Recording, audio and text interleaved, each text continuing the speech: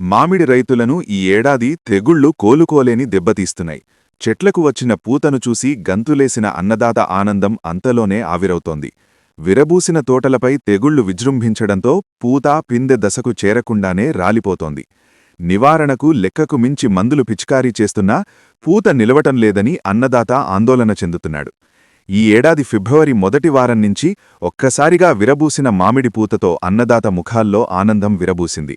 అయితే వారం రోజుల వ్యవధిలోనే వచ్చిన పూత వచ్చినట్టు వచ్చి రాలిపోతుండటంతో ఏం చెయ్యాలో దిక్కుతోచని స్థితిలో అన్నదాతలు కొట్టుమిట్టాడుతున్నారు. గడిచిన 5 ఏళ్లుగా మిర్చి పంటను దెబ్బతీస్తున్న నల్లతామర ఈ ఏడాది మామిడిని ఆశించి తీవ్రంగా నష్టం చేస్తోంది.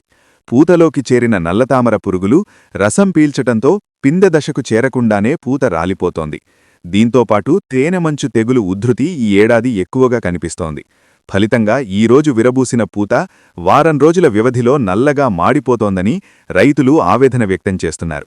ప్రతి ఏడాది 1-2 సార్లు మందులు పిచికారీ చేస్తే సరిపోయేదని, ఈ ఏడాది ఇప్పటికీ 5 సార్లు రకరకాల మందులు పిచికారీ చేసినా మార్పు కనిపించటం లేదని రైతులు ఆవేదన వ్యక్తం చేస్తున్నారు.